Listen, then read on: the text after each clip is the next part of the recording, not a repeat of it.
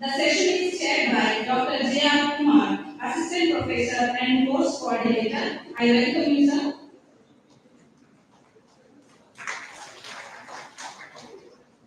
I also welcome Dr. Girish Chandran as co-chair of the session. I welcome you, sir.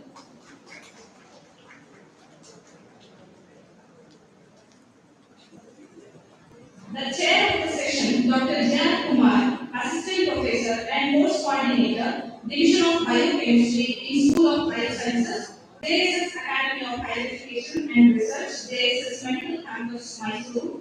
His teaching and research interests are neuroimmunology, neuroinflammatory pathways, snake venom pharmacology, and protein chemistry. He has published 3 books and he is the life member of Indian Academy of Neurosciences.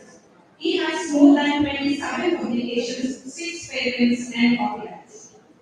The session is hosted by Dr. Girish Chandran, Assistant Professor, Department of Biotechnology, Microbiology and Biochemistry, Pooja Bhagavat Memorial Mahajana Education Center, Mysore.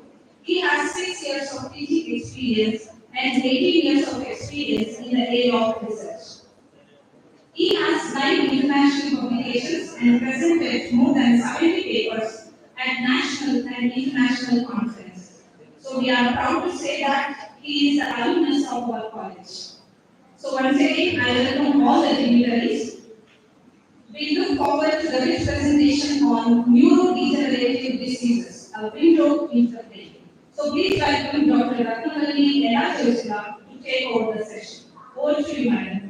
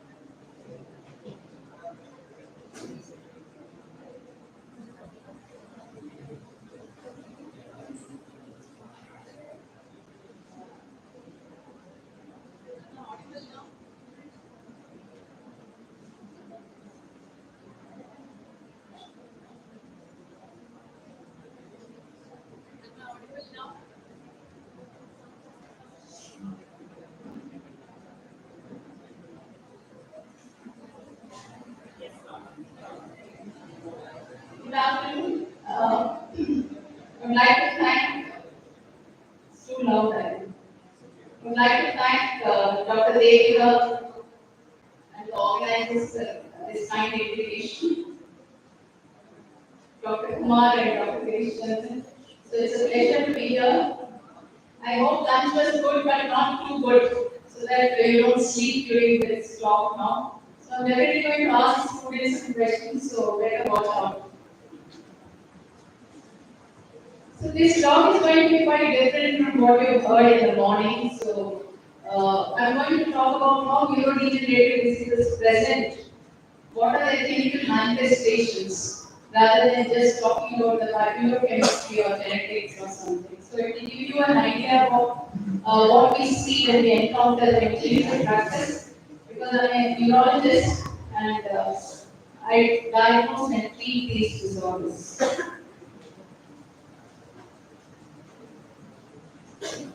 So I think you already know about neurodegenerative diseases. So they are characterized by progressive loss of neurons or the brain cells, either in the central nervous system or in the peripheral nervous system. And they usually have a predilection for a particular location by which we classify these disorders. And they are usually insidious and complex. That means the symptoms start very slowly and then they progress. But the other important point which we need to remember is when we come to older people, so they have multiple pathologies. It's not just one neurodegenerative disease. They may have multiple neurodegenerative disorders. So they may be more complex than what is described for a single disease. And the relationship between pathology and cognition is not straightforward. So there are people who live well, even up to 90s, they don't have any symptoms. But when you examine their brains post-mortem, you may see pathology of neurodegenerative disease like Alzheimer's disease or vascular changes, but they are not showing any symptoms during life. So neurodegenerative diseases can be classified on the basis of anatomy, they can be classified on the basis of proteinopathy, or they can be classified as a clinical phenotype. So when we is it clear the audio is clear? When we talk about the clinical phenotype, they can manifest as dementia, they can manifest as the movement disorders like Parkinson's disease, Huntington's chorea, or they can manifest as a ataxia, or even as a weakness, a motor disorder like ALS, amyotrophic lateral sclerosis, like what Stephen Hawking had, for instance. Or they can be classified on the basis of an underlying proteinopathy. So most of these neurodegenerative disorders are characterized by aggregation of a normal protein, misfolding of a normal protein, like amyloid in Alzheimer's disease. It can be tau in frontotemporal dementia, or it could be PDP43 in semantic dementia. So they can also be classified on the basis of anatomy like cerebral cortex. So usually entorhinal cortex is first affected in Alzheimer's disease. But they can be classified on the basis of like spinocerebellar ataxia. Usually it's cerebellum and spinal cord. Or basal ganglia as in Parkinson's disease. So I think you had some idea of this in the morning sessions. So, like I mentioned, most of them are now classified as a protein misfolding, which is like A beta and tau in Alzheimer's disease, alpha-synuclein in Parkinson's disease, tau or TDP43 frontotemporal lobar degeneration, and so on. So there is either enhancement of production as well as loss of clearance. So there are different mechanisms involved, like here. So it's not a single mechanism, everything is more complex than what we say. It's not just a misfolding, there is also inflammation, there is synaptic and neuronal network effects, there is aberrant proteostasis, there can be altered energy stasis, DNA and RNA effects, cytoskeletal abnormalities. So there are a mixture of mechanisms which drive the neurodegeneration. In addition, vascular pathology, like for instance in India, vascular pathology is quite common. Like patients have diabetes and hypertension which are not treated, so they have vascular pathology. And coexisting vascular pathology actually drives the neurodegenerative pathology also. So they can be synergistic, and so they can be manifesting much earlier than what they should because of the coexisting vascular pathology. So here is a brief introduction to Alzheimer's disease. It's a commonest cause of dementia, and age is an important risk factor. So there is no pointer like this. So on the laptop I can point, but here I cannot. I'll get the pointer. This one, the green one. I'll get you the pointer. No, that's okay. So anyway, you can see the amyloid plaques. So these are extracellular deposits of aggregated A beta and 42 polypeptides. These are deposited around the neuron and in the blood vessel. And you can also see neuropupillary tangles on the right side, top right. So these are flame-shaped structures, and these are nothing but aggregated hyperphosphorylated tau, and they are present in the neuron. So finally, these changes lead to atrophy, synaptic and neuronal loss. Like here, if you can see the brain which is on which it is superimposed. So there is a patient of Alzheimer's disease brain which is superimposed on a brain with normal buzzing. So you can see the extensive shrinkage in the patient with Alzheimer's disease as compared to a normal brain. So what is interesting is that the changes start at least 20 years before you can see them clinically. So there is a long asymptomatic period or pre-clinical period before symptoms get manifest. Yeah, there is point of we can't see. So there is a preclinical phase, and there is what is called a mild cognitive impairment followed by dementia. And the same is represented here, and this includes what are called biomarkers. So you can see CSF, you can see PET.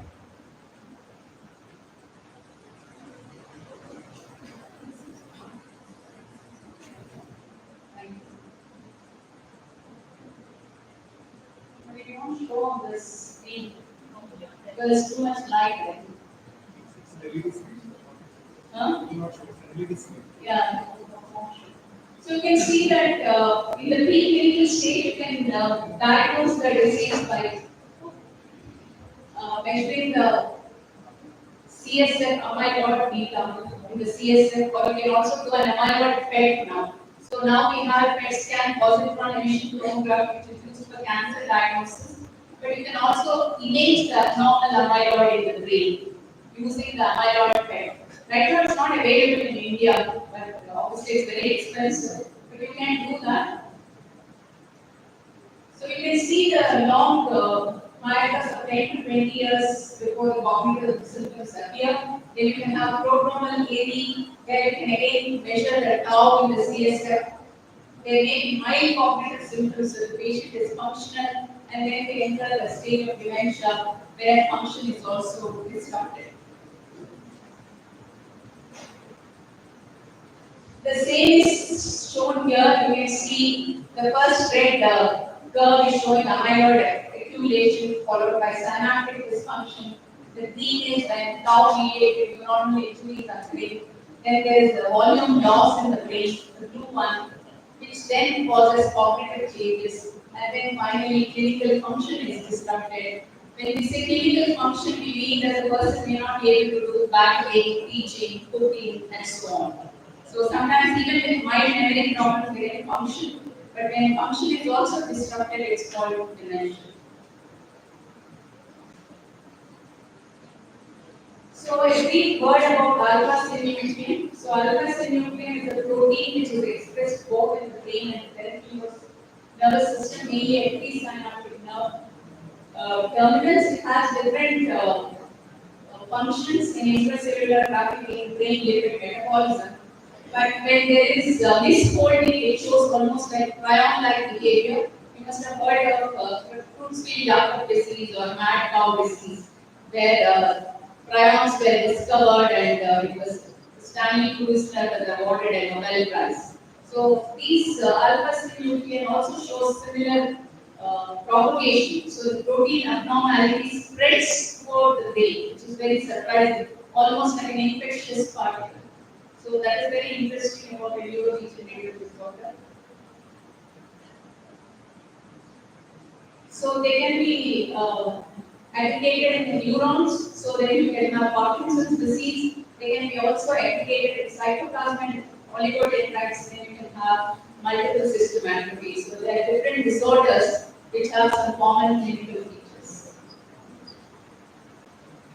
So the pathology starts in the olfactory bulb and dorsal motor nucleus in the 10th nerve, but sometimes also starts in the peripheral nervous system and the gut, and you can have what is called Lewy bodies and alpha-synuclein as a major cause. So maybe you're familiar with Parkinson's disease, you may have seen a patient or somebody, neighbor or a grandparent. So it's one of the common neurodegenerative diseases after Alzheimer's disease, and you can see. So the stoop posture, shaking of the hand, and they can also have a shuffling gait like this. So that's very characteristic. Anybody can make a diagnosis. You don't need an expert to make a diagnosis. But there is remarkable advances in the.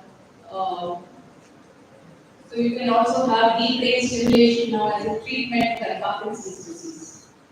So here you can see that there is substantial nitra in the midbrain. So that nitrostriatal nerve terminals degenerate. There is loss of dopamine, and that's why we see this disease. So I would strongly recommend that you see a very old movie called Awakenings. I don't know whether you have seen that movie. There's a post-encephalitic sequel. They have Parkinson's, and these people are given dopamine dopamine, and then how they wake up from a rigid catatonic state. So it's very good to see such movies rather than Rocky and Rani or something like that to improve your knowledge.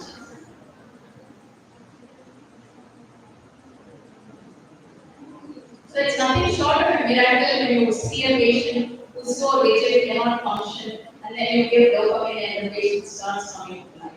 So you may have heard of Oliver Sacks. So he's also collaborated on that movie, and he's treated some of his post-encephalitic this thing. He writes medical books or science books as if they are thrillers. So I highly recommend that you read them. The man who took his life that I had is one of the titles. So please read them if you are not read. So who has heard of dementia? Is there anybody here who has heard of dementia among the students? Good, okay. When is only one person, is it? So these are some of the movies in which they show patients with dementia.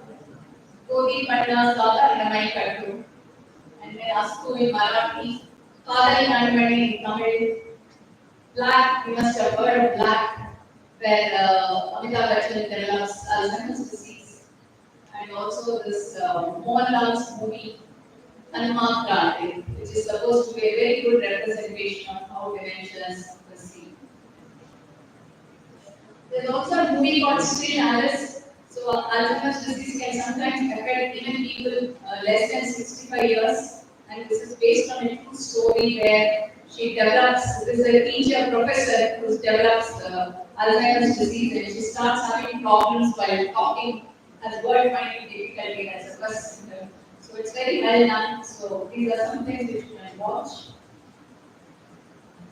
So what is dementia? Dementia is an umbrella term used for cognitive difficulties impairing daily function. So mainly cognitive difficulties which I will come to and explain later. But the important thing to emphasize is dementia is not part of normal aging. So you may have seen people who are elderly who are able to manage their daily activities without any trouble. So they may have mild forgetfulness, but that's common in this technical, technology-driven age where people multitask. Many young people also have some memory issues. So that may be normal, it's not something which is abnormal. So these are some of the examples of super agers who perform better than their age, uh, uh, contemporaries, because they're supposed to have a type of neuron called von economos cells, and these are much bigger in their brains.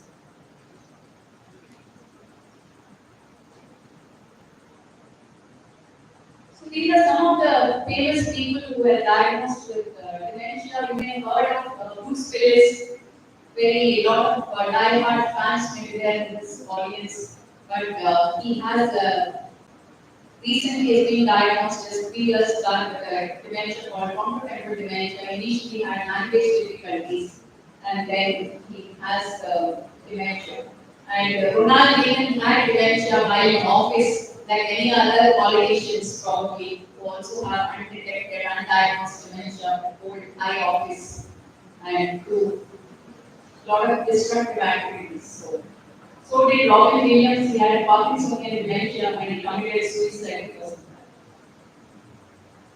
that. So why are we talking about dementia? How common is dementia? So if you know every 3 seconds someone in the world is developing a dementia. So you can make out that it is a huge, huge problem and it's going to be a much bigger problem for a country like ours. So age is an important risk factor and dementia affects 1 in 20 over the age of 65 and 1 in 5 over the age of 80. That means as the age is increasing, the likelihood of getting dementia also increases. So you can see here that even though dementia is increasing all over the world, most of this is happening in low and middle income countries like India. Actually, if you take the developed nations, probably the numbers are coming down. So, but our numbers are rising. One of the important causes is better life expectancy. People are living longer, as you all know, because I now see patients in their the 90s, 100s. So people are living longer, the chance of getting dementia increases. So this is the elderly population in India. It's around 104 million in 2011 and they reached 350 million by 2050. And currently there are around 4 million or 5 million people with dementia and this may increase to 11 million by 2050. So these are scary figures and we are not prepared to handle this kind of epidemic. So these are common causes of dementia. So only the vascular dementia is the non-degenerative dementia. All the others are neurodegenerative diseases. Vascular dementia is like stroke. People have stroke, they can also develop dementia. We have already covered this. So there are several barriers to early diagnosis of dementia because many people don't know that there is a problem. The relatives think this is part of normal aging. Or neighbors, sometimes even the family physician says, old age in mother care, don't do anything. Which is a wrong message, it should not be given. So people approach doctors very late in the course, so they don't know what is it. Or sometimes there is stigma, they are not, they are worried. Obviously, sometimes there is lack of resources, you don't know who to approach, where to go, affordability, accessibility are other problems. In fact, we did a study and we found that 40% of the patients are diagnosed more than 2 years after onset of illness, which is a considerable delay. Sometimes they already are dependent on their relatives. So we can increase the time where they are independent, they become old. So we have some medications and other measures by which they can live with more dignity as compared to dependent on their families. Sometimes there can be problem in diagnosing because we don't have suitable cognitive instruments or tools to diagnose dementia because we all speak different languages in India. We also have very high literacy, but we also have low literacy, illiterates. So it's a challenge to test people and to compare scores. So suitability of instruments is one barrier, and we try to adapt some different instruments to overcome this barrier. Here you can see, we show them pictures. So there are two objects like a balloon with a key, and after a gap we show the balloon and ask them what was attached to the balloon. So this is like a visual association test. It's very quick, it takes only 5 minutes to administer and doesn't need much education to do the test.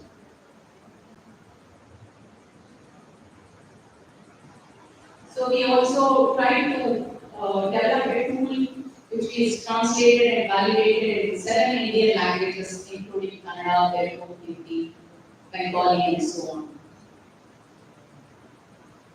But the burden of dementia is quite huge since it's a progressive disease leading to loss of independence with take care of self. And you can see the society costs are tremendous because sometimes they need full care. So if you get an informal care or a nurse, then you have to pay them. It's very expensive now. Home care and this kind of care is a booming business now in India, including small towns like Mysore. Because as you know, many of the elderly live alone. Children are either abroad or in some other city or they are abandoned. So it's a very, very difficult kind of challenge. So the society costs are tremendous. I have people where, the wife has Parkinson's disease, but then she's looking after her husband who has Alzheimer's disease. And she'll be 85, he'll be 95. I mean, you should not expect some elderly lady like this to, look after somebody who's already impaired. So it's quite a big challenge and a very hard trend. So we also try and do public awareness to raise this awareness about dementia, stroke, because I think that most of in India we should concentrate on prevention rather than having the problem happen and then tackling it. Since we are a low and middle income country, we don't have resources and we should start on prevention. So we also train other physicians, we conduct workshops and all to promote this kind of. So we come to what are the symptoms of dementia. So dementia symptoms can be divided into three things: cognitive, So that means problems with memory, language, communication, planning, organization, or they can be behavioral, they can get depressed, have lack of interest, or they may have behave abnormally, and impaired function, like I mentioned, first they may have trouble shopping, sometimes they lose their way, they may have problems in driving, going to the bank, signing for a checkbook. Afterwards, they may have problems in cooking, they may forget to add salt, or they may burn stuff. So, and finally, they may have problems in bathing, toileting, and so on. So, I will now show you some brief clinical vignettes and even videos of patients to show you, to sensitize you to how these people present with neurodegenerative disease. Because when you hear in the lab and or at the neuron level, these are the changes, it's not very exciting, I think, because I'm a clinician, so it's nice to see actually what is that Alzheimer's disease doing to the person, or what is that Parkinson's disease doing to the person. So episodic memory is one of the commonest symptoms of dementia. So that means people become forgetful, they misplace objects, they constantly looking for their key or something like that, or they may have problems in remembering what happened yesterday, who came to the house, details of the holiday, conversation, and they keep on asking the same question again and again. When is the doctor's appointment? And again they ask after half an hour the same question. So they've forgotten what we've already told. So this is one of the commonest symptoms with which a person can present. But it can also happen to people who are depressed or anxious. It's called pseudo-dementia. So if you are worrying about many things, you can also have problems with your memory. So language impairment, we use words to communicate with each other. These people may have problems in finding the right word, they may have pauses, they have anomia, they will say, get me that, get me this, because they forgot the name of the object. Sometimes they don't understand what is being said to them, they may have problems speaking on the phone. They may also have problems reading and writing. So here you can see a nurse actually with Alzheimer's disease. You can see the spelling, she spelled cat, dog, properly, pen, but knife was wrong. Nurse, which was a very common word for her because she was a nurse, she could not write anymore. And water was WE.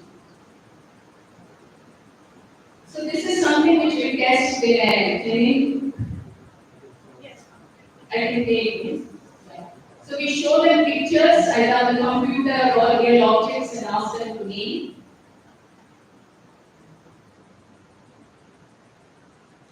No, I can't create.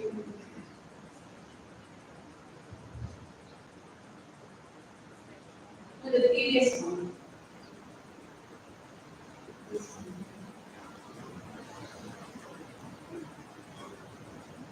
क्या है ये? Pictures.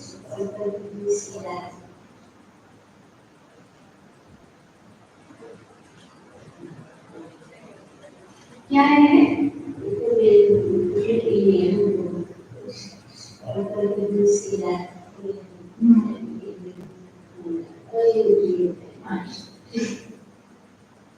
So even though she could not name the ladder, but she gave described the use very nicely. She speaks Bengali, but you could see that. So that means that there is intact recognition of the object even though she could not name. Next. Next. Then, Yeah, then you have to wait. Bengal दिखाइए इधर है Bengal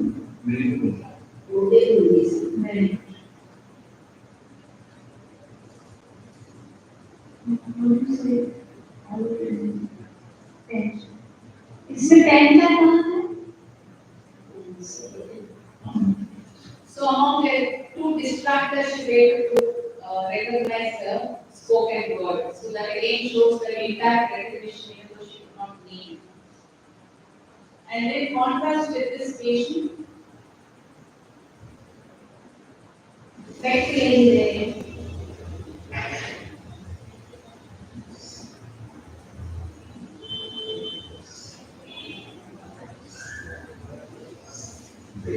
She's pointing to the rabbit.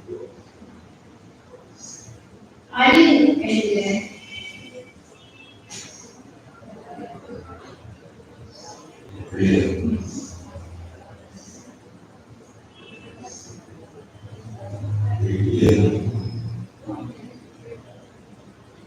Castle anywhere?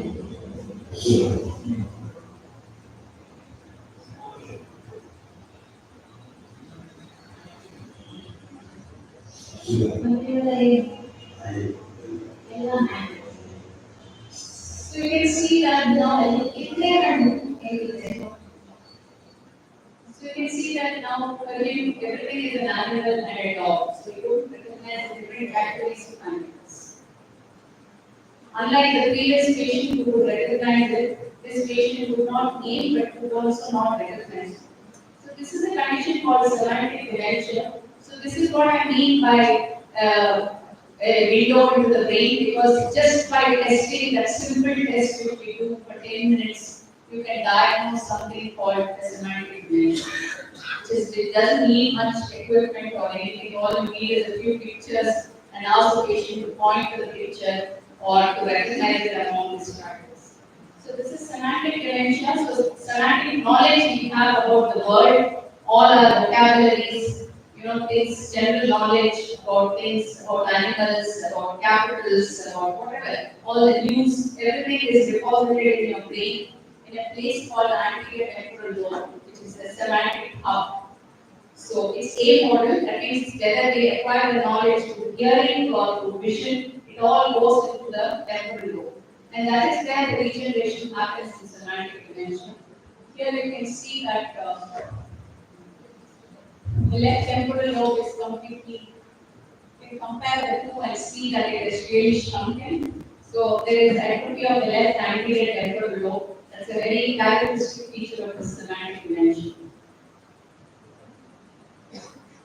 And we found that actually people who speak two languages, when they come to us in semantic dementia, they are no longer able to speak the second language. So they are able to speak only Kannada, and they would have forgotten even Urdu, for instance, even if it's a dialect, or they would have forgotten English. So it's a very interesting kind of research which you can do in India, studying bilinguals, for instance. So as you know, our Greenberg linguistic diversity is very high, 0.91. So no two people speak the same language, but unfortunately all this is dying out. Children are now taught only English at home, and in school they speak only one language. And if they speak Kannada, it's full of English or Hindi words. It's very pathetic actually, I would say. So we are probably no longer going to be bilingual. So according to the census, 25% of our country are actually bilinguals. So the reason I'm mentioning is because it's very important to India, and bilingualism is supposed to confer some kind of advantage, cognitive advantage. So they can have superior executive function, they can have episodic memory, and also there is some theory that bilingualism probably delays the onset of dementia. So if you are supposed to develop dementia at 60 years, but because you are a good bilingual, you may develop it 10 years later. So it's not a fully accepted theory, but there is definitely a theory. In fact, we found that in our study, it delayed the onset of frontotemporal dementia, but not Alzheimer's disease. And this we have submitted with publication. So the monolinguals didn't have the delay, but bilinguals had a delay. So then we come to visual-perceptual and perceptual impairment. So how we view the world, what is to the right of me, what is to the left of me, what is front of me, what is back of me. All this the brain processes very easily. So it has a map of the spatial map. It creates for you to move about, navigate, walk effortlessly without thinking about the direction of the move. So patients with Alzheimer's disease and other dementias can have a problem. So this is a patient who could not copy even his cross. So this is an engineer here at a high education, they could not copy that overlapping prime maintenance. So they can have neglect. So when they are eating, sometimes they can neglect one side of the space, or when they're dressing, they cannot put on the shirt on one side. So these are some of the problems they can have. Or while driving, they drive too close to the curb, or they can have accidents because they're not able to navigate this space. Contrast that copying with this copying. This is done by patient with frontotemporal dementia. Copying is excellent. So it's not that all the skills deteriorate in all the patients, depending what I told you initially, where the disease starts. So that can definitely tell you what kind of disease we are dealing with.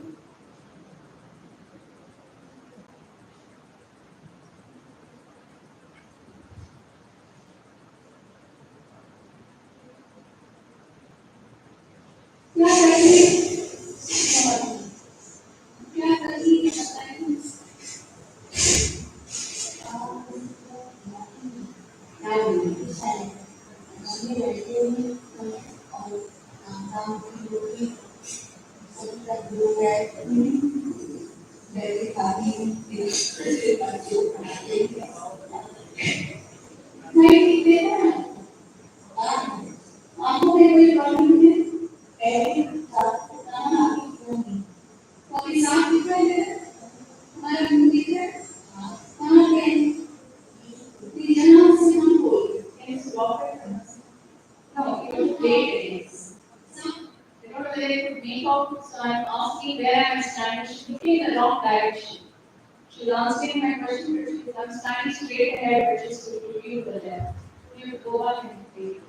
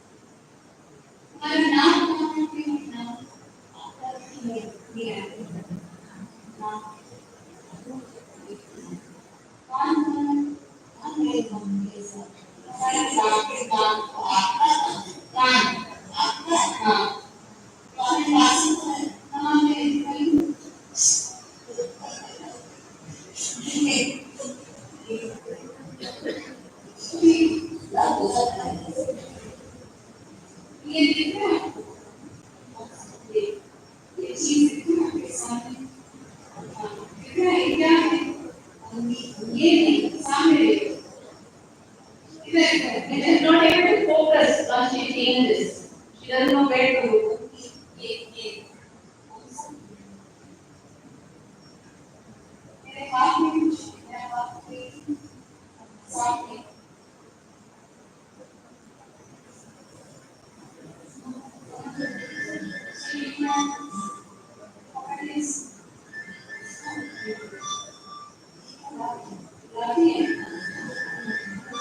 She's very realistic. Even this girl, she would not recognize.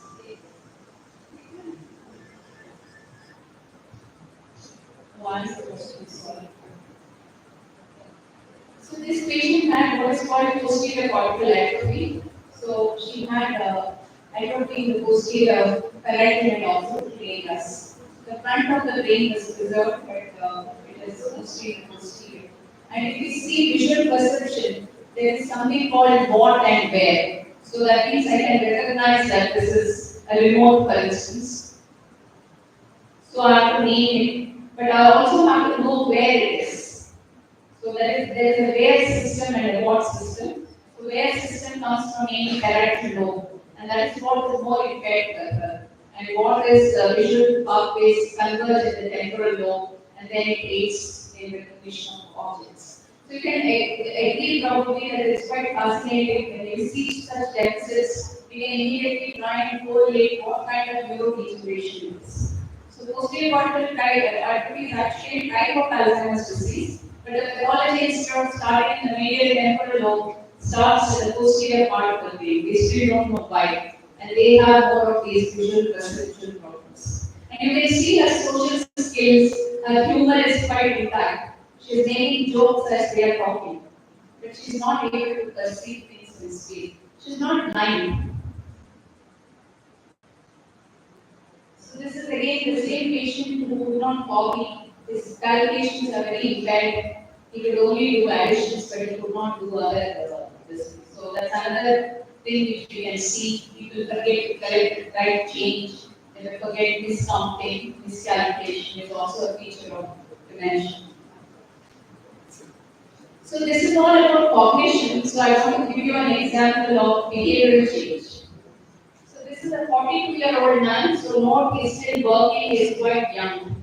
And he gained a behavioral personality change of 3 years. So since COVID became dull, apathetic, withdrawn, changed several jobs, then he stopped working for the last 3 months.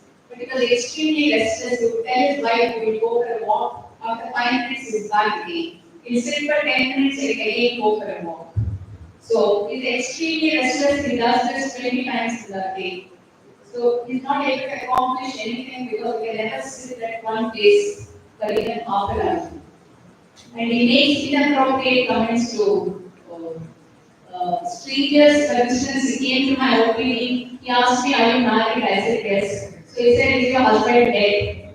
Because I'm not wearing the clothing. So that's very socially inappropriate. He doesn't have those inhibitions that I should not say this. And many times we also notice that they have changed in their food preferences. They may eat more snacks. This fellow started consuming more sweets. We had a patient who used to drink 20 colas a day. So, but I think that is probably normal among the youth nowadays. I don't know. So he also had cognitive complaints for 2 years, is disorganized, does not complete a task, and he would respond in Kannada when asked a question in English. He was quite fluent in English earlier. So I'm not showing the whole thing, but you can see again here that there is uh, atrophy of the frontal and the temporal lobe. So this is an example of frontotemporal dementia, which usually affects young people before 65 years, and there's a lot of personality and behavioral changes. So it's actually more burdensome to the family. So it's very difficult to handle. Sometimes they walk out, they are wandering. I had a patient who used to go to the temple and steal money from the arcade. So, or they would go to a wedding unannounced and just have a meal and come back without losing their way. So, it can be socially very embarrassing and very hard to handle by the family. So, there are different parts of the frontal lobe which are involved in different kind of functions. So, depending upon where the pathology starts, you can either have somebody who can be completely withdrawn with no interest in anything, they refuse to even get up from the bed, to a person like this who is extremely restless, disorganized, and so on. So, in your students here, definitely this talk is for several reasons, and one of them is I want to convey a message. So, this is what, so please listen more carefully at least from now. So dementia is seen as a problem of old age. In fact, that's why it doesn't attract attention even from neurologists. They think, oh, it's pediatrics, already people are old, there's nothing to be done, which is wrong. But aging is a lifelong process. The better brain ages, the better it can stay home or withstand dementia. So a lot of seeds of poor brain health, including dementia, are sown well and truly in childhood and then bring on to early adult life and middle age. So you can't say that when I'm 40 I'll start exercising or when I'm 50 I'll start exercising. The message is that if you want to be healthy in your 80s and 90s, you need to start now. They actually say that you should start in your childhood, but it's never too late. So time to act is now. So every one of us should actually aim to have good brain health because that automatically leads to better physical health. So this is a very powerful study by the Lancet Commission. They looked at what are the risk factors for dementia, and they identified 12 risk factors, including low education, hearing loss, hypertension, obesity, smoking, physical inactivity, diabetes, depression, social isolation. So if you target this, one third of the dementia prevalence will come down in India. So it's a very, very important message. Even things like hearing loss, we have all India Institute of Speech and Hearing here, but there are many people who don't wear hearing aids. We are not talking only about the elderly, even young people, they don't like to wear hearing aids. They say it's unseemly or I don't want to wear or whatever it is, but you have better hearing aids. So these are some things which can be modified and it's been shown now in several studies that it can be reduce the risk. Social isolation is a very, very important thing. So gossiping is good for the brain. So you should spend time with friends, family, talking. So being lonely is not a good thing. So if you have downers in your group, stay away from them or make sure that you take care of their depression and get treated. So social isolation is not good either. So the other message is that in high-income countries like USA, Europe, the incidence of dementia has come down because they're looking at all these modifiable risk factors, hypertension, and they have exercise, they're looking at diet, and they are better educating their populations, so the incidence has come down.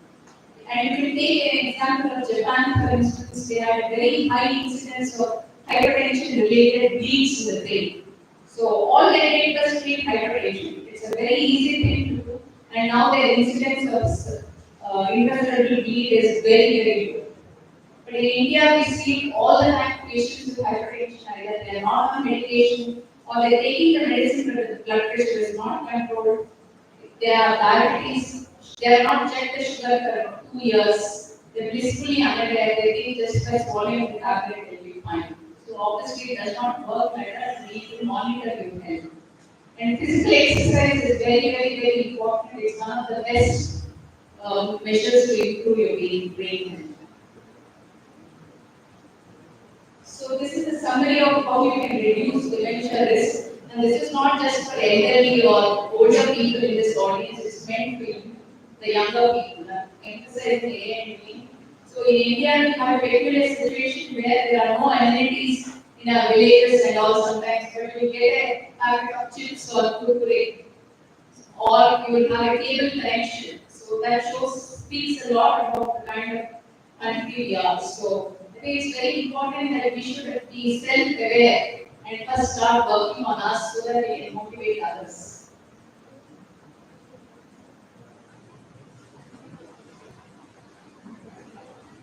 So actually we have set up a group called Low and Middle Income Work Group with Alzheimer's Association where we try and see what we can do, but not just for India, but even countries like ours, some are even lower income countries, so that we can improve their diagnosis and detection of dementia. And this is what we had a conference in Nairobi, and we had a reducing the burden of dementia and LMICs, and we are working with other like-minded researchers across the globe to do this work. So we run an enhancement, cognitive enhancement and intervention program in Bangalore, Fogworks, where we offer movement therapy, yoga. We also do painting, craft, different things which we can do for normal elderly as well as patients with dementia. And I've been trying to do this here in Mysore for the last 1 year, but we are still not being able to get a secure place and run it. Because community participation is important, it cannot be run with one person or a doctor. So the whole community needs to come together to run such programs. So what can each one of you do? So improve your wellness, like I mentioned here, reduce your dementia risk. You have to spread awareness among your family, your grandparents, make sure that their hypertension, diabetes is taken care of, that they can see properly, they can hear properly, they get regular physical exercise. Obviously, do research in neurodegenerative diseases. There's a lot of scope, as you can see. I'm sure all the other speakers have also demonstrated that. Do volunteer for helping out with our studies. You can email me, and we would definitely like to have some volunteers for different kinds of studies in the community which we can take up, and even consider brain donation. So thank you very much. I would like to thank you for this kind of invitation and for your attention.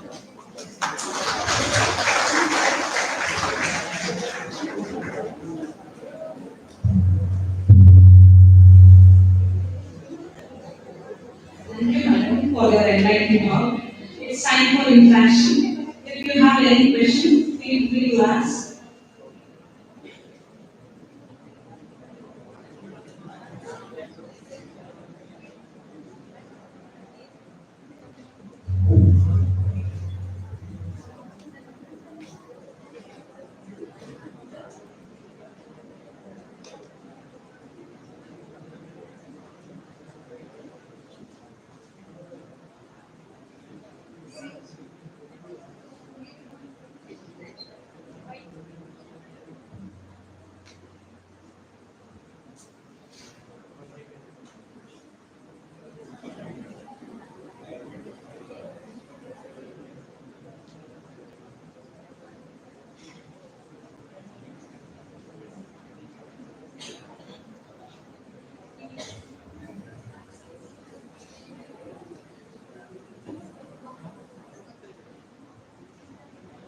Why don't you come in front and ask?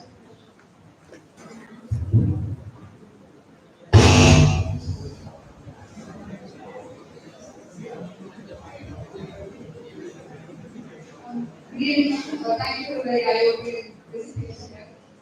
My question is that whenever I try looking at the positives of dementia, Parkinson's, or Alzheimer's, it is generally said that this is genetic reasons to do it and it's environmental factors. So, is there any specific reason why these kind of conditions arise? Thank you for the question. So these are very complex diseases. It cannot be one cause. They are what is called multifactorial. So there is an interaction between genetics and environment and age. So it's a complex interaction. So it's not just one cause. There are, on the other hand, there are some mutations which are there. But even with the mutations, there is a difference between when you develop the disease. So there can be 20 years of disease. In Alzheimer's disease, there is apolipoprotein E4 subtype. So if you have that subtype, then your predisposition increases to 4 times. But there's also autosomal dominant type of Alzheimer's disease, which is less than 10%, and they have different mutations which are being described which can happen. But on the other hand, frontotemporal dementia, the mutations are higher. So the genetic predisposition is higher, 15%. But like I said, it's not just one cause. There's definitely a multi-factorial cause. Age is also a very Yeah, so that's a triplet expansion disease that usually we see genetic history. So even if they don't know genetics, sometimes they may not have known, or relatives sometimes dies very early. So we call developing the disease. But it's most likely it is due to always due to a mutation. Excuse me. ಇದು volunteer ಬಗ್ಗೆ ಸ್ವಲ್ಪ details ಹೇಳಿ. Volunteer ಅಂತ ಹೇಳಿದಾಗ ಮತ್ತೆ brain donation ಅಂತ ಹೇಳಿದಾಗ what is it and what for volunteer ಅಂದ್ರೆ ಒಂದು ನಾವು ಕಾಂಪೋಸ್ ಡೆವಲಪ್ ಮಾಡಕ್ಕೆ ಸೊ ಕಮ್ಯುನಿಟಿಯಿಂದ ನಮಗೆ ಸಪೋರ್ಟ್ ಬೇಕಾಗುತ್ತೆ to do the intervention. So if there are these normal elderly and there are patients with dementia who come for activities because studies have shown that if you engage them in activities there is slowing of their disease and also they have these irritability behavioral problems, those come down. So the volunteers are to support those activities, engage the patient in craft or make them do some activity like movement therapy or yoga or something. That is one. And secondly, you can also participate in research in terms of we can come and do a door-to-door study, and we would like volunteers to tell us who are ready for blood sampling and also for us asking this cognitive testing, taking this history. So it will take around 3-4 hours. So in the greatest space you can volunteer. Yeah, please. Brain donation. So one of the most remarkable studies in Alzheimer's disease came from a group of nuns. Group of nuns in USA. It's called a nun study. So they donated their brains after death. So what they did is the nuns they used to write diaries. So they compared their diaries and compared their changes in the brains. The people, the nuns who wrote better sentences, better words in each sentence. They had very less changes in their brain. So that was the first study which showed that if you engage in cognitive activities, which improves your brain connectivity, then the Alzheimer's pathology, even if it comes, you are still protected, called cognitive reserve. How is it with that? They donate, who to contact So you can definitely donate, contact the neurocare clinic and leave your number. And the brain donation is basically the pathology is collected by Enhance Bangalore. They have a brain bank. So here in Mysore, we don't have any. we don't have anything. So it will be collected and then we can send it to them. Thank you. Anti-anxiety tablets have a lot of side effects. Yeah. So all medicines have side effects. All medicines have side effects. So if you take one glass of pepper, that also will have side effects. So the thing is that everybody, I know that here especially when you come back from the city, they consume more medicines, unnecessary sometimes. If the anxiety requires medication, it should be treated. But in India, patients take the medication forever. They continue for life. Nobody tells them. The doctor probably tells them take it for 2-3 months and then come back. And also along with medication, you are supposed to do other things. For instance, for anxiety, they recommend that they walk, they do yoga, they do meditation. Everything is multimodality. There is no magic pill. So the most important thing is that people take for acidity, this Pantodac and all these medicines. So there is an increased risk of dementia with that. So there are several studies now, and I know so many people who are taking these medicines every day for 30 years, 40 years. So God has designed the acid to digest food. So if you are killing the acid every day, you are going to have a lot of problems and taking medicine. It makes logical sense. So you need to think of other options. You should always treat with medicines if required, but always use the lowest dose for the shortest duration or consult with your doctor. But anxiety itself can cause cognitive problems, so anxiety should be treated. There are calming herbs also which can be taken. Mind? Herbs, chamomile, like things like that.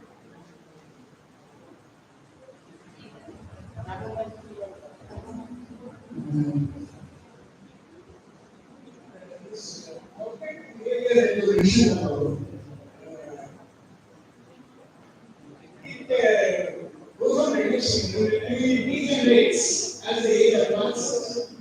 There is something like that. Now,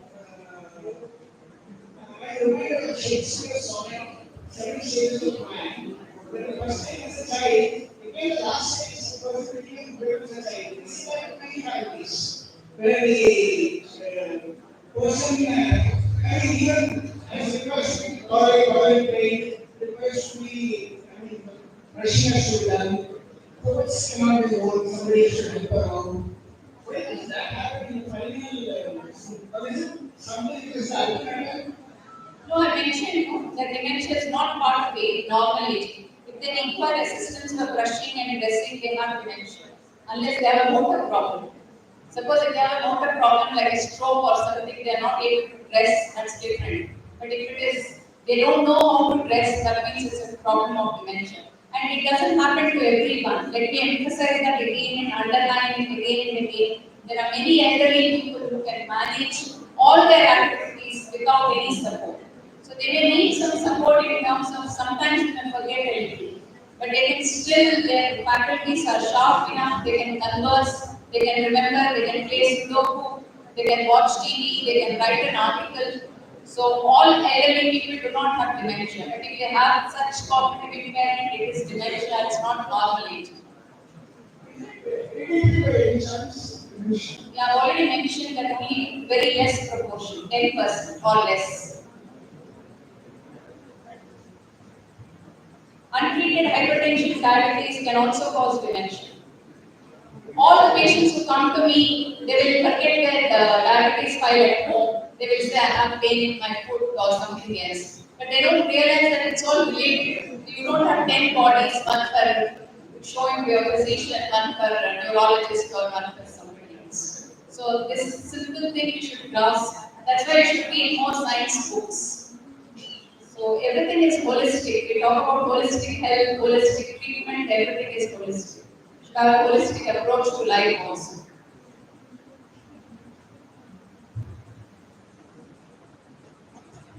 So no questions from the students. Sorry, yeah. Thank you for your good presentation. Alzheimer's disease and Parkinson's disease are inherited diseases. Huh? Are inherited diseases. So everybody is asking the same question. So they are inherited to some extent. Because So yes. because my grandfather takes the same name and his elder brother was also having same disorder. So it is inherited. Yeah, it can be inherited if there are multiple members of the same family. It's probably due to a mutation.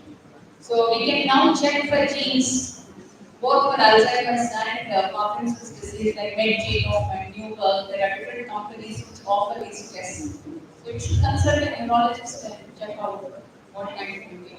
Beginning we took him to check up because of somatic like all those things. They said to recall the things like the name of the places or name of your children like that. This can be treated to extend level or it is just to maintain that level. So it depends on what it is. Parkinson's disease patients can survive a very long without dementia. So they usually develop dementia only after 10 years of their disease.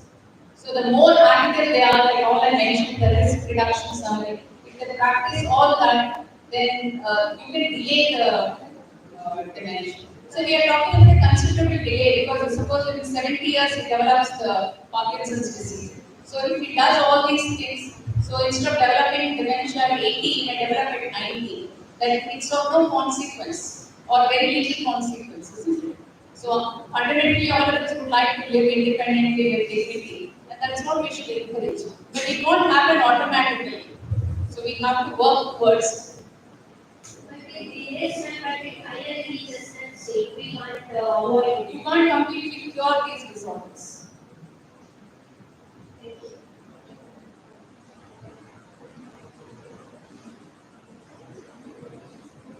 Any other questions from students? So are you all volunteering? I didn't hear anybody volunteering for anything. All the faculty is volunteering. What about students? Okay. Any other questions? Yeah, please.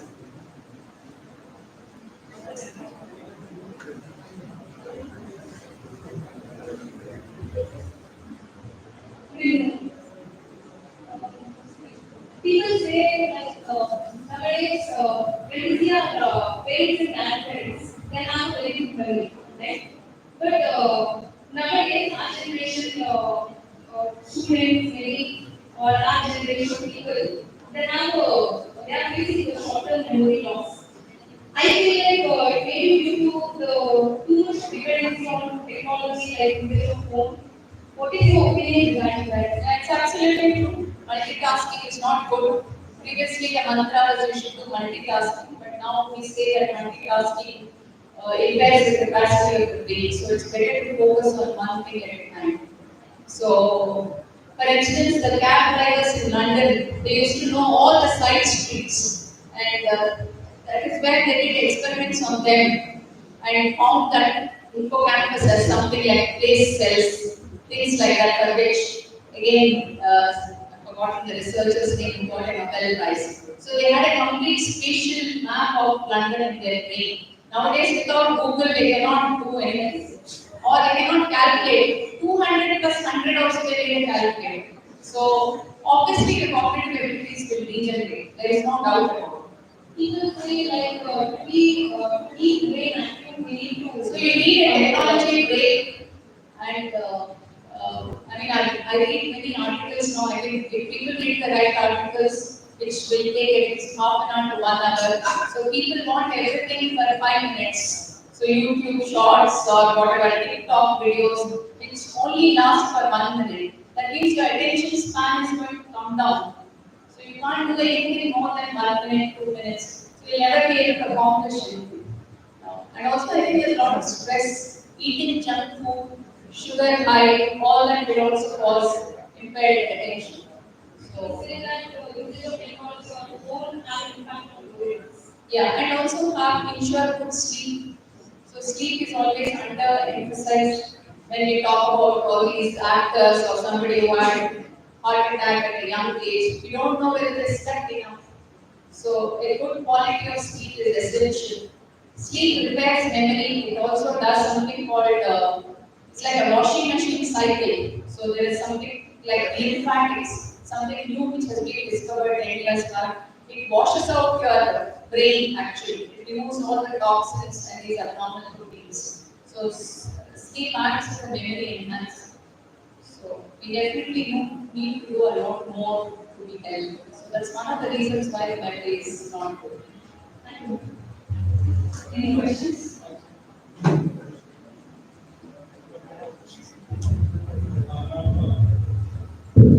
Congratulations on the remarkable presentation. It's great to see the data and also the tests you have done.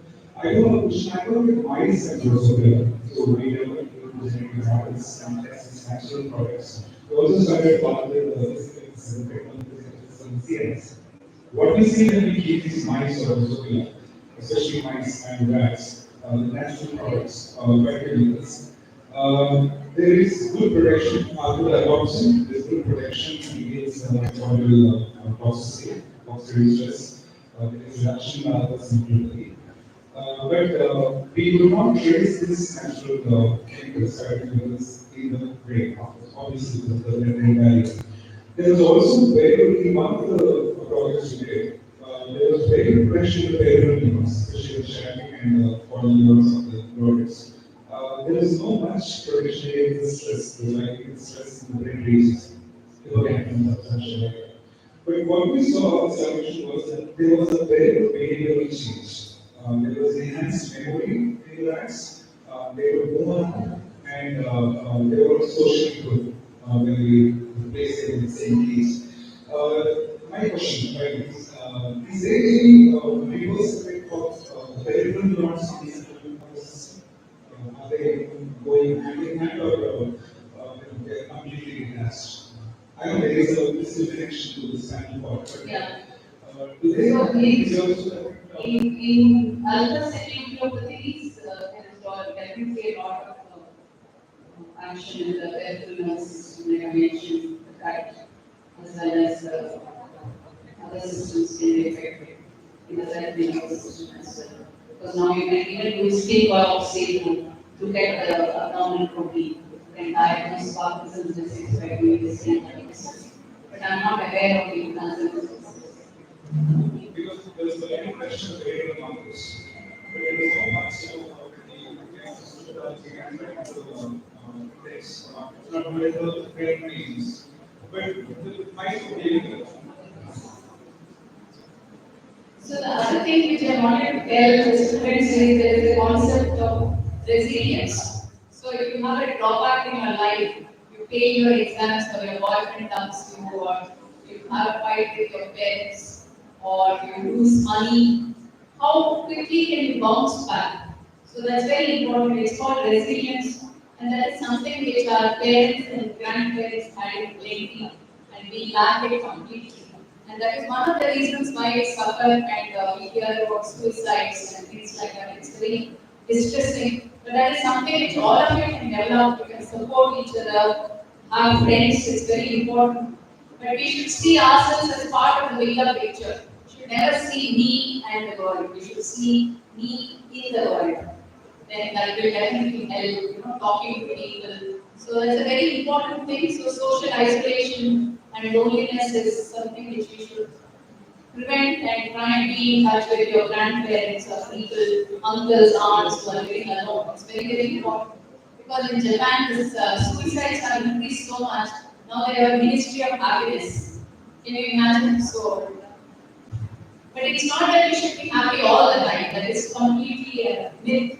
So we will be unhappy, but we should also get over that fast. Thank you. Uh, I always about last 5 7 years working on other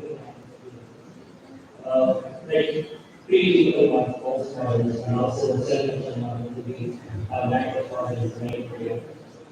Is there translation? Yeah.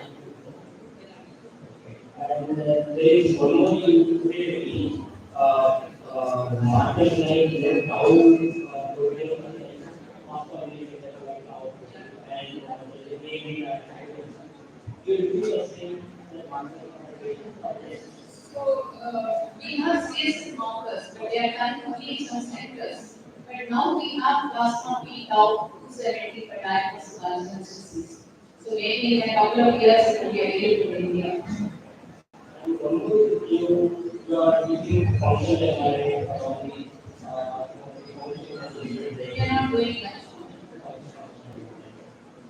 and there is one more still we working with the PVC we saw the patients like after post stroke treatment, the patient will develop as Yeah. So they can have what is called a mixed dimension. Some part of it is due to stroke, some part of it is due to Alzheimer's. So it's possible. actually we are working like I mentioned, we are working with that hospital, we are working with the hospital. What to get and very that I mean, based on very high house. So we use the most pre-industry, we use all this so that we get like it will almost like a how we are behaving so that how we are approaching that. But finally we translate on the house model. And we are now we are making radiology, games, okay. So we are at least we are developing some clinical models, trying to come up with how to do important molecules in the hand, how to synthesize body so we have started we have a basic platform from this layers that only scientists we can see earlier, but now we can see the way air is measured. Now we are saying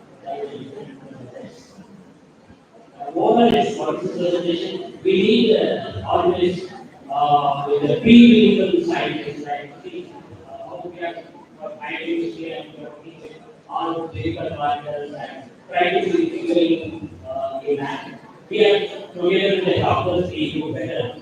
We need a difference between doctors and the pre-clinical studies. That's what in the last presentation, they need all the patients. We tried they have a until trained emotional drive.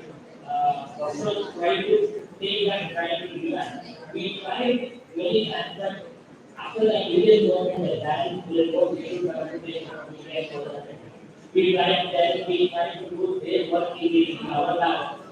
Also, because we did right time in NIH, half over here, half over there. So again, we are trying to do that. We'll see how it goes. That's it. Thank you very much for the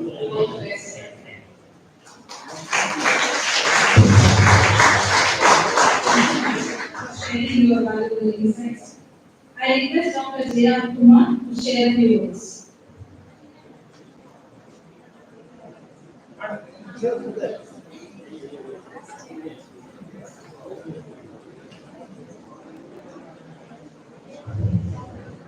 as throughout the area, there are sites that they are working on, especially neuroscience research, which are different pre-clinical models. Then there is a lack of doctor involvement in the neuroscience, so that the better treatment can be developed in India itself. Because most of the discoveries, they want to be developed in a preclinical model. And ultimately, that goes to US and they are developing complete clinical trials, complete product. So we need our India like the preclinical models, successful preclinical models and successful which a doctor had. We need to have a clinical trial in India itself. That's what I need to say. Because this kind of conference, they bring in doctors and the young minds and also some of the researchers in this field together give a lot of knowledge for a young mind to develop interest in your science research. So actually, I started my research playing from toxic, actually affecting the central nervous system. With the collaboration with the last period, I sent all my topics to they working on a circumcision model where the energy and circle is involved in very important for a post breathing of a synapse. Actually, he told the long-term potentiation in that. Actually, that is actually the very important role in estimating point death because neuron affecting on that section. Either it affects on the receptor or it is binding side. So I started interested in that and I did my postdoc in in the MS model and J. has shown neuroimmunology model for MS. So I use a different model, but she used a different model for ultimately axonal loss. Axonal loss indicating what we call the MS patient association, the cerebrum death, neuronal loss, so the axon part, loss of the cerebrum, and complete loss of all your cognition, movement, ability, and loss. So that's why the angle should develop using this kind of concept and trying to increase the interest in neuroscience and development neuroscience. So everybody goes with the science of technology. I guess they go now they started artificial intelligence in diagnosing using image itself. Again, we started that using doctors, the image that we try to develop a model for a particular region, what stage is given to what stage as a using functional MRI. So that's what my suggestion, the aim mind should take up research in neuroscience and develop neuroscience research interest in India. Thank you so much. Thank you, sir.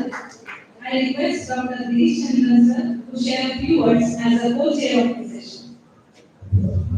At the outset, I thank Dr. Kama and US and all the organizing team members for organizing such a wonderful event. And I want to congratulate and appreciate the audience for being patient and an excellent audience so that the speakers could deliver their data and their concepts patiently. It's as we see in research, you publish or perish. It's really remarkable to see a clinician to come up with experimental concepts, come up with real results with real human patients. What we do basically for scientists, what we do is correlating findings in the animals or in cells.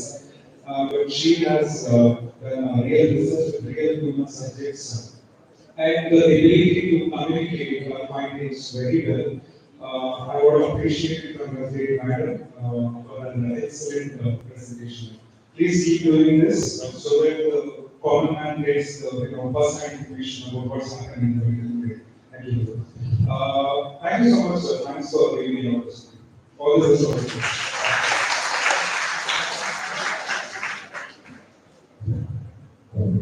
Thank you, sir.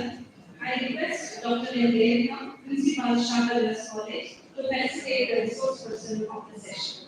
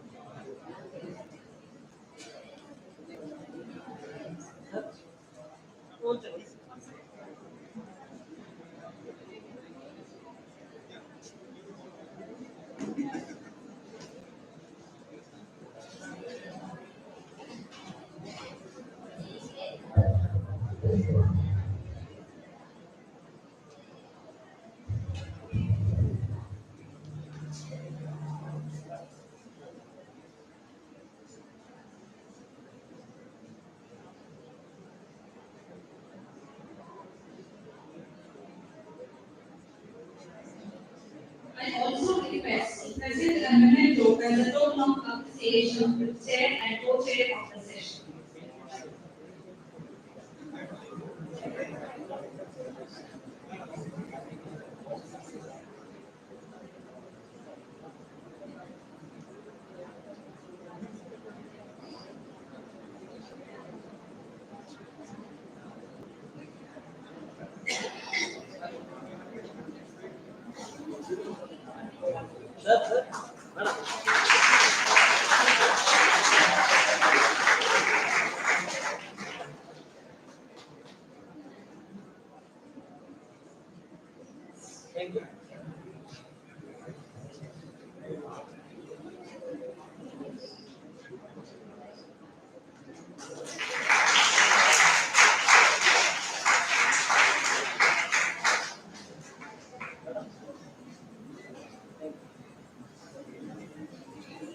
Thank you all.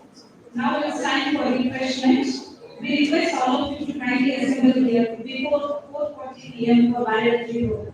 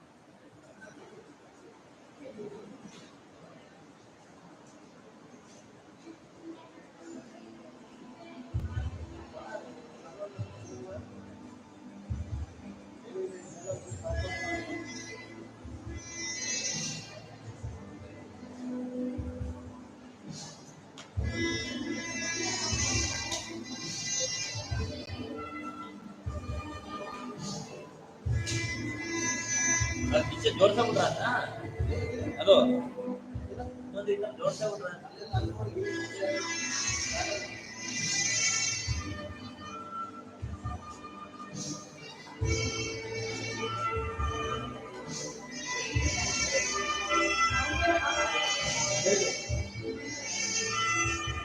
ಪಾಪ ಇದೆ ಇದೆ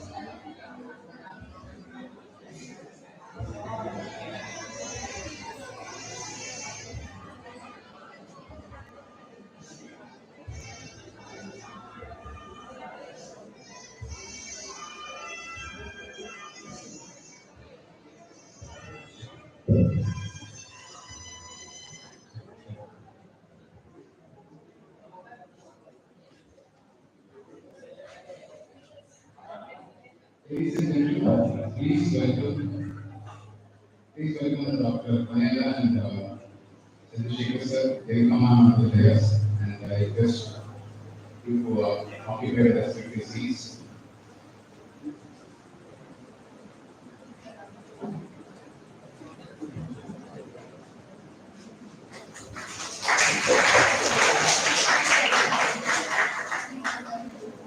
Ladies and gentlemen, esteemed guests and distinguished delegates, a warm welcome to the Validity section of the International Seminar on Neurodegenerative Disorders and Inflammation, organized by the Departments of Botany and Microbiology, along with the Internal Quality Assurance Cell, IQSC of Shadavilas College, Mysore. Before we provide further, let us express our gratitude to all the speakers who have shared their invaluable insights today. Each lecture has been a profound exploration into the complex realm of neurodegenerative disorders and inflammation, enlightening us on various aspects of these critical issues. I would like to briefly recall all the topics and talks that was delivered in today's seminar. Firstly, today's keynote was delivered by Professor K. Sandeep Prabhu on the topic Resolution of Inflammation, a New Therapeutic Frontier. Next were the sessions from neuroinflammation and neuroinflammation is under a mechanism of neurodegeneration by Dr. Jayashree Das Sarma, unveiling the epidemic dynamics, histone acetylation, impacts on neurobehavior and neurodegenerative disorder by Asala Lalpal, neurodegenerative disease, window into the brain by Ratnavali Ellen Joyce Look. I believe that all the participants enjoyed thoroughly each of the sessions, and I also believe that each one of us have got something to carry with us today. I thank all of you for your enthusiastic participation and for your interest in the events carried out at Shadavilas College, Mysore. Now, to formally commence this session, I would like to invite Srimati Shakuntala, Assistant Professor from the Department of Zoology, Shadavilas College, to deliver the welcome speech. Over to you, ma'am. A very good evening to all. It's my absolute pleasure to extend a hearty welcome to each one of you present here at the International Seminar on Neurodegenerative Disorder and Inflammation, organized by Department of Botany, Microbiology and IQAC, Shadavilas College, Mysore. We would like to heartily welcome our chief guest, Dr. Shastala Panayala, Assistant Professor, Department of Neurology, JSS Medical College, Mysore. I welcome you, sir.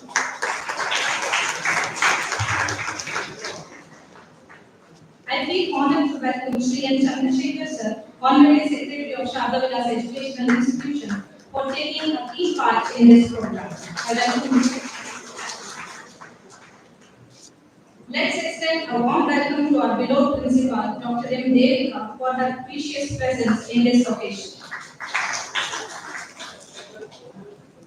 I would like to welcome all the teaching and non-teaching staffs, research scholars, dear students, and media partners to this biology program.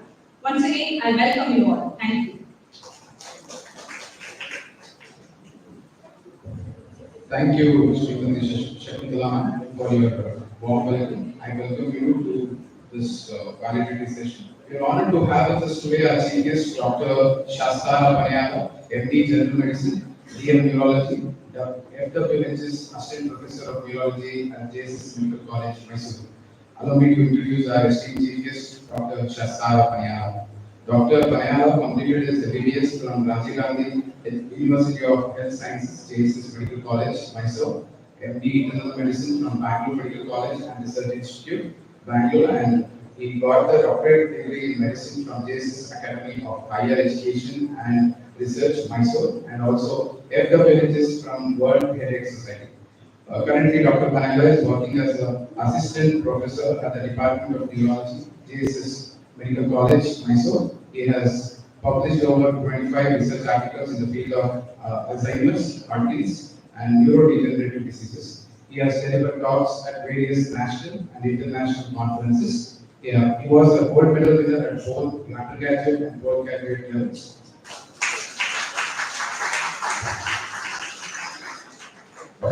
Thank you for gracing us with your presence, Dr. Panayala. We are deeply honored to have you here today. I request you to address the gathering on this occasion. Over to you, sir.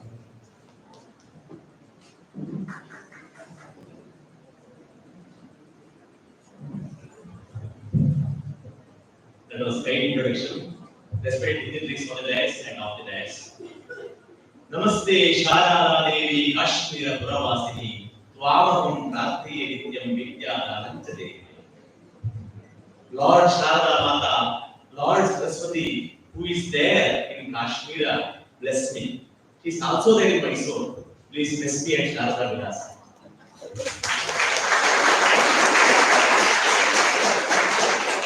When I entered this campus, a vibe, a sparkle, a kindle, it ran through my mind. I felt rejuvenated. I felt something different.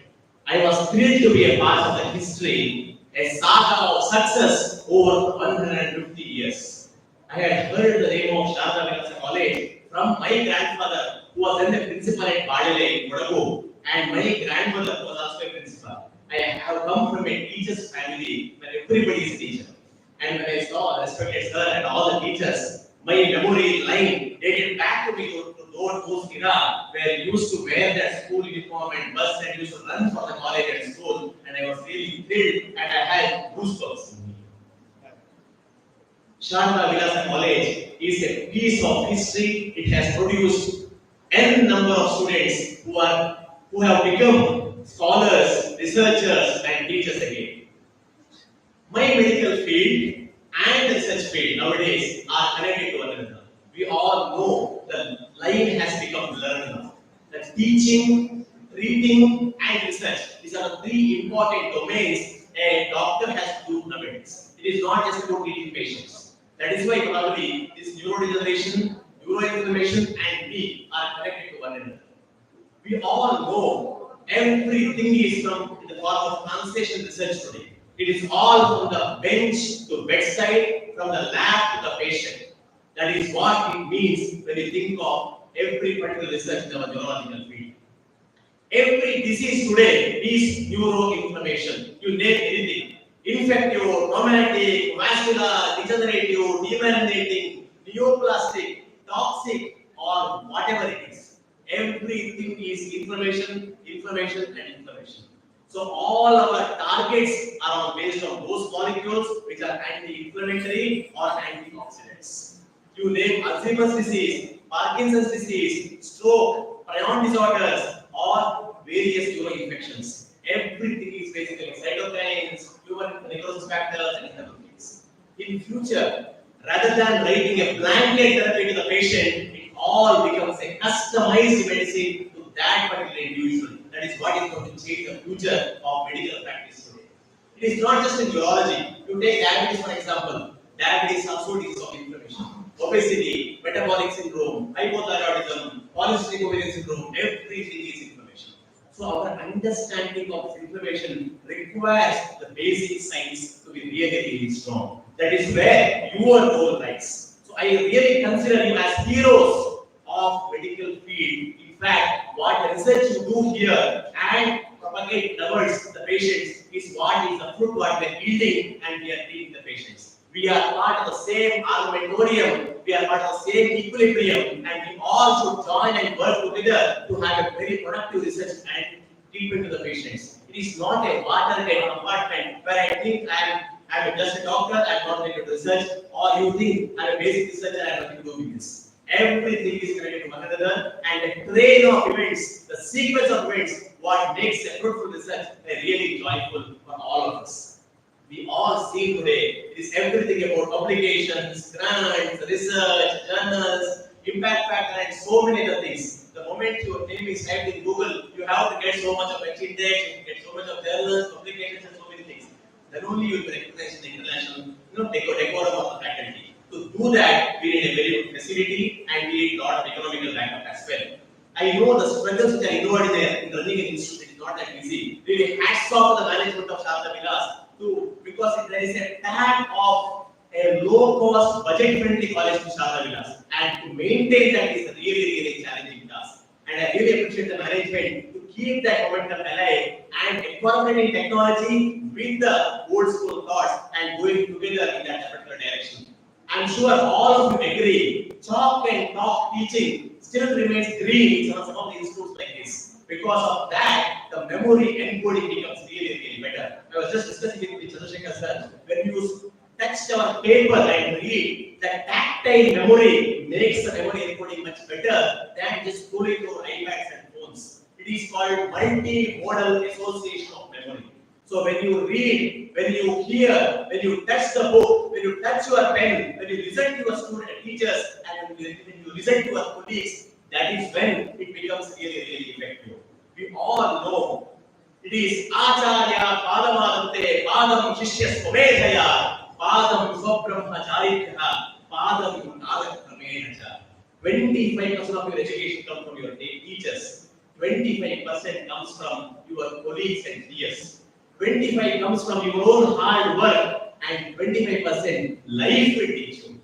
That is why we have to be able to gather all that kind of information from everywhere. So-called corridor knowledge. A corridor conversation also sometimes gives a lot of knowledge, and that is never being wasted. We all know Taka Krishni Vata Dhanam Shwana Nidra Devacha Alpaharo Malinavasto Vidyarthi Manjalakshana. 5 qualities of a student includes you should be vigilant like a crow, going to the prey, that is for our studies. You should have that meditation, what Bhagavad does. And you have a little sleep, not too much of sleep. 6 to 8 hours of quality of sleep is enough, not hyper-somnolence. And we should have not too much of inclination towards modern gadgets and amenities. We should be really dedicated to ourselves. Passion, compassion, dedication, and perseverance can take us to a long, long way. I have studied from a Canadian medium school till 10th standard. I had nothing in my family background. I have really struggled through. I have been in a rented house where there was water percolating through the roof, and we used to keep tumblers to it. So when you there in that background, you really cherish the value of the money, you cherish the value of knowledge. Saraswati should give Lakshmi and not Lakshmi giving Saraswati. So it has to come from the Sharade, it has to come from the Saraswati. Later on, it has to give you money rather than running behind the money. Automatically, fame, name, and everything will run behind you when you really struggle hard to get that knowledge. I am very happy a seminar was conducted on neuroinflammation and neurodegeneration because really it is an upcoming topic. Today, we all will search for monoclonal antibodies. Alzheimer's disease we give, some potential inhibitors we give some Doraxil, galantamines, memantines, all of them will work to some extent on LMDA pathways and acetylcholine pathways. We don't have a customized therapy yet. Even now, a dementia patient is not that treated well, even by neurologists, because we need more and more customized medicine, we need more and more molecular targets, and that research what happens in laboratory for the drug to come to the market will take 10 years. That is the duration of time it is taken for it to come to the market. For that reason, more and more accelerated research has to happen in neuroinflammation and neurodegeneration so that we have more and more weapons in our armamentarium to give and offer to the patients. Maybe try to reverse the disease as well. Right now, what we are doing is a symptomatic therapy and not a reversal of therapy, especially when it comes to diseases like Parkinson's disease, Alzheimer's disease, Parkinson plus syndrome, and many of the neurodegenerative disorders. So I am very sure some of you have taken up this field and has to go to the transition to the stage where it can be benefiting to the patients and a clinician alike.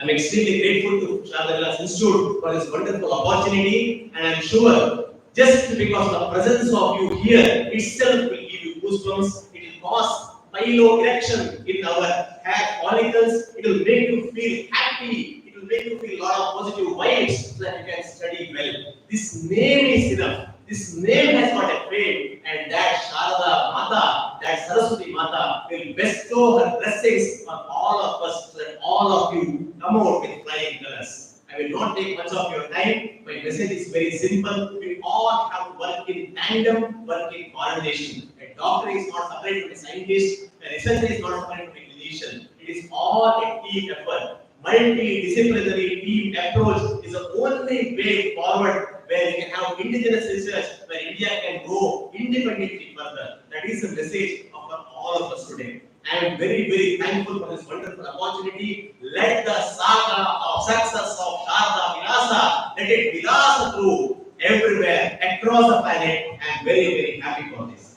Thank you so much.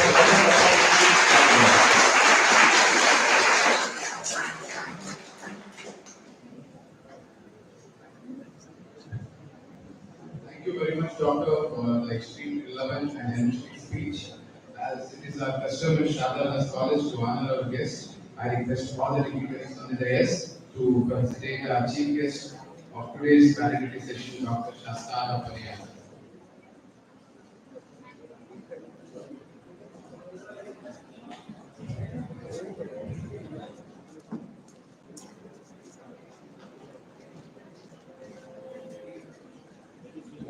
Please give it up for Dr. Shasta Paniya.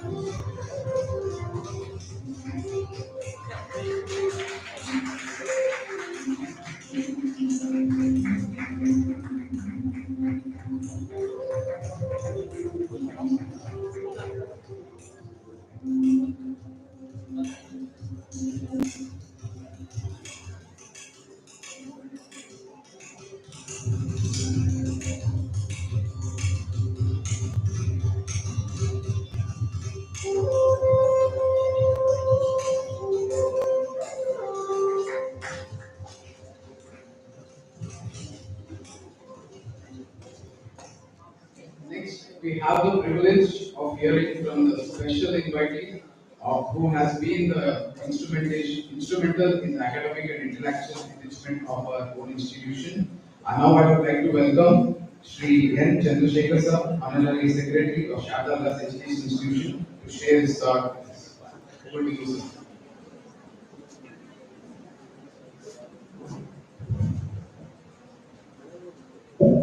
ಎಲ್ಲರಿಗೂ ನಮಸ್ಕಾರ.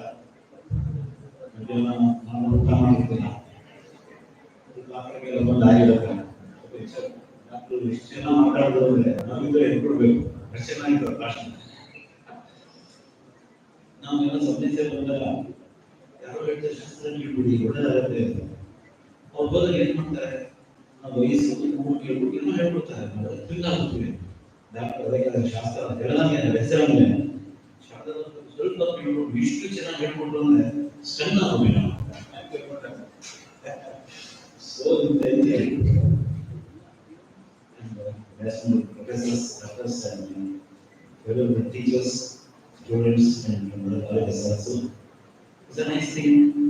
ಈ ಥರದ ಪರಿಣಾಮ ಆಗೋದ್ರಿಂದ ನಮಗೆ ಅದೇ management ಮಾಡ್ತೀವಿ ಅಷ್ಟೇ ಇರುತ್ತೆ. ಅದನ್ನು ಉಪಯೋಗ ಪಡ್ಕೊಳ್ಳೋದು ನಮ್ಮ ಟೀಚರ್ಸ್, ಸ್ಟೂಡೆಂಟ್ಸ್. ಡಾಕ್ಟರ್ ಹೇಳ್ತಾರೆ ಇನ್ನು ಮುಂದೆ ನಿಮ್ಮ ಜೀವನದಲ್ಲಿ ಇದೆಲ್ಲ ಬಹಳ ಇಂಪಾರ್ಟೆಂಟ್ ಪ್ಲೇ ಆಗಿದೆ.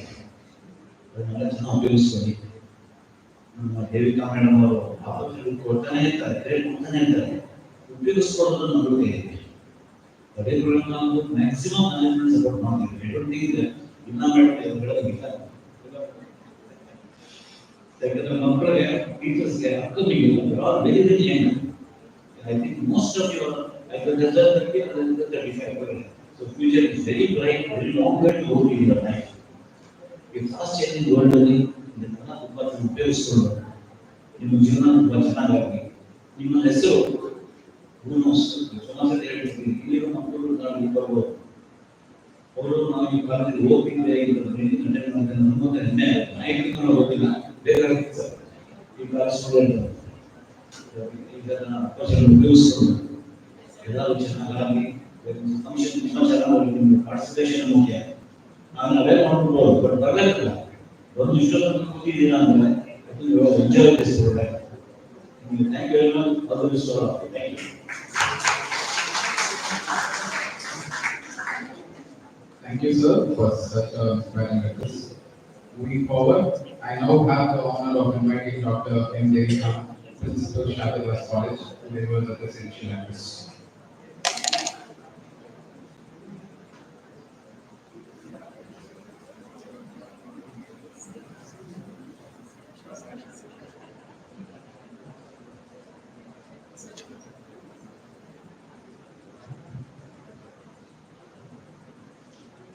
Good evening, everyone present here. Honorable guest, Dr. Shasta Paniya, Guest of honor, Sri Chandrasekhar, Honorary Secretary, Shalala's Education Institutions, my respected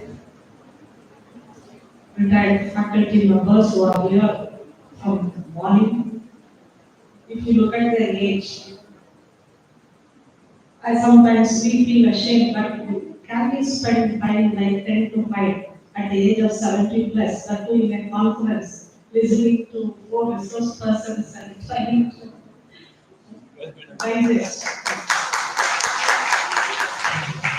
Why I mention that specifically is I am brought up under their guidance. And I too never feel like I'm tired, I should stop now. How many early it is because I have worked under them. I owe all the credit to my senior faculty members for whatever I am today. Indeed, it's a great honor for me to stand before you to deliver a presidential address of one-day international seminar on neurodegenerative disorders and inflammation. As we have moved towards the closing of the program, I hope the seminar was useful, as the participants might have imbibed all the new informations on the research and developments that have taken place in the domain of neurodegeneration. All the students might have gotten take-home message too, because some of you may be planning to get into this specific domain with a bent of mind towards research and development. All the four resource persons were giants in the specific area of research, and indeed they are all a source of motivation to all of us. We, Shadowlas, being a higher education institution, I think have shouldered the responsibility of motivating young minds towards research for the betterment of mankind, and of course, with special reference to neurodegenerative disorders. And I think, as mentioned by Dr. Shastara, by bringing researchers and also clinical practitioners together, because we had to researchers as resource persons and we had to practicing doctors as resource persons. And I think we have given some sufficient justice to the theme of the seminar, because we researchers, what we do is we restrict our work to laboratory with experimental animals like mice and Drosophila, and we cannot do the clinical trials. It's not so easy to go up to that stage, but we are blessed to have doctors like Shastava only who shoulder the responsibility of treating the patients with such disorders which requires a lot of patience. Now, it's time to express my deep sense of gratitude to Dr. Shastava Panayama, a leading neurologist who has accepted our invitation to grace the validity program of today's seminar. My heartfelt thanks to you, sir.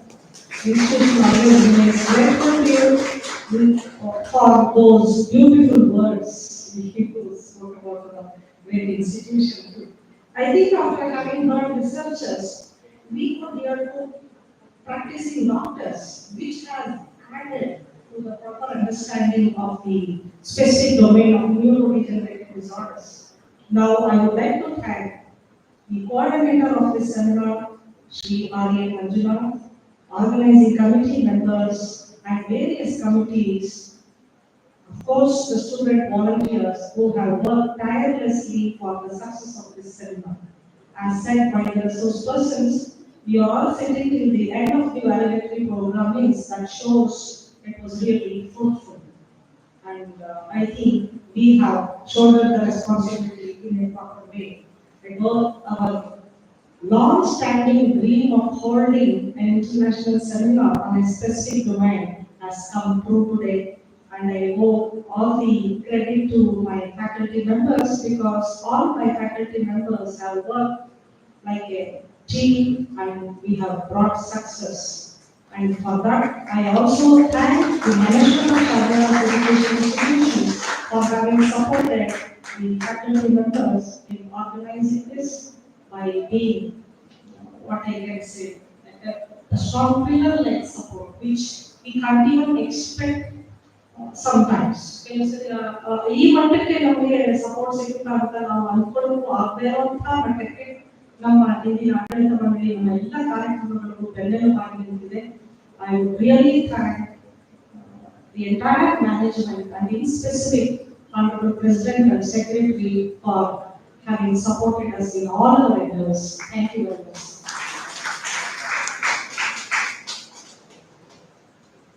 I hope all the delegates, all the student participants and the faculties who have come from various institutions have enjoyed the stay in the premises of Shantavilas.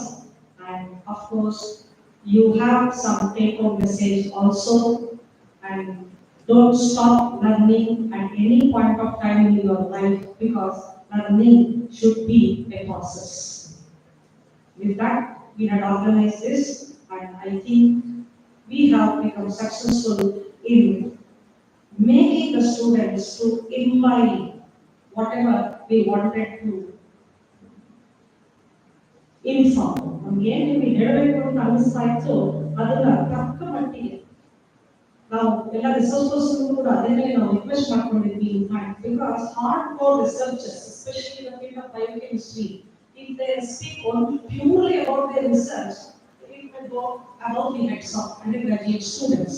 So we have requested the research persons also to come down to the level of students and kindle that research interest in their minds, and they have done it to the extent possible.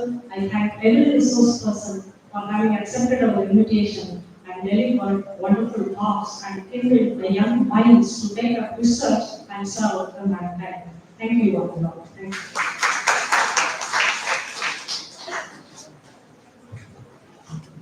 Thank you, Dr. Devikama, for your insightful words. Indeed, words were short to describe the support from the management and the teaching faculty.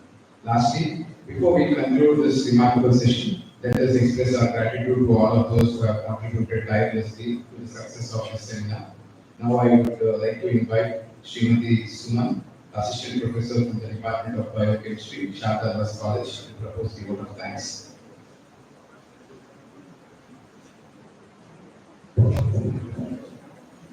Respected dignitaries on the dais, respected delegates, faculties, and research scholars of various institutions, students, and my colleagues, a very good evening to one and all present here.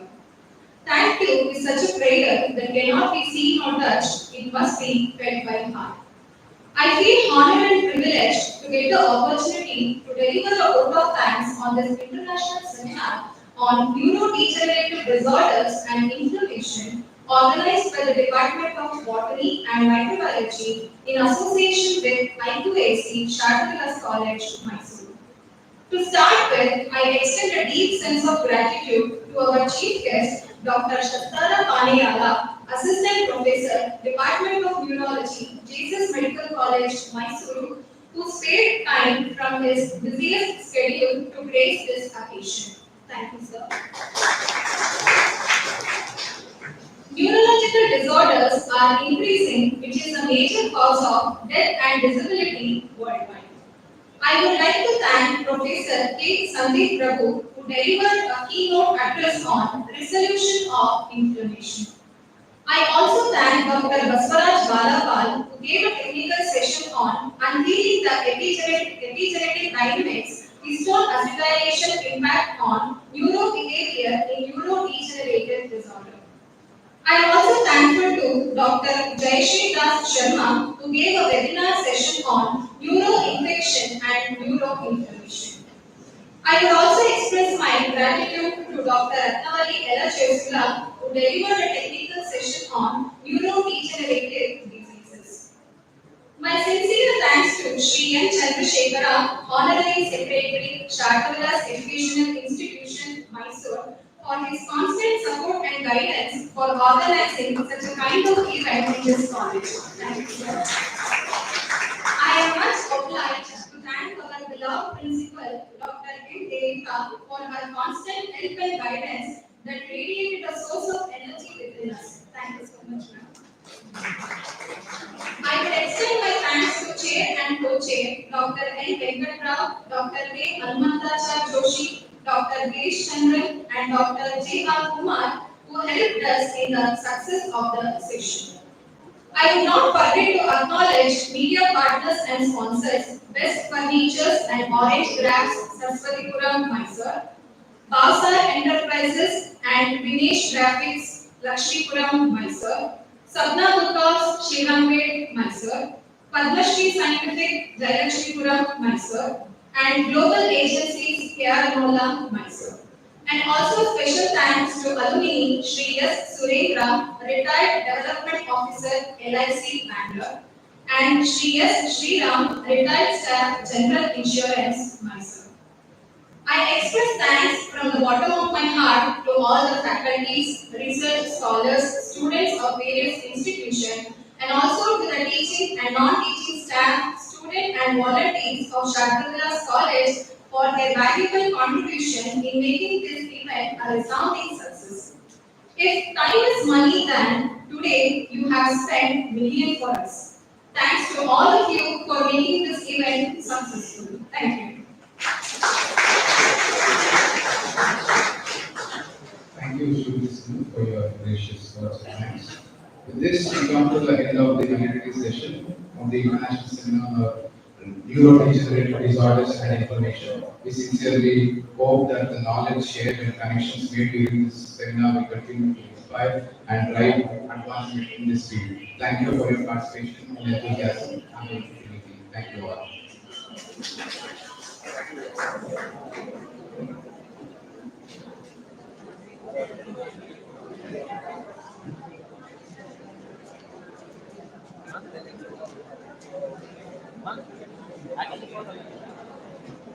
Anand? Oh.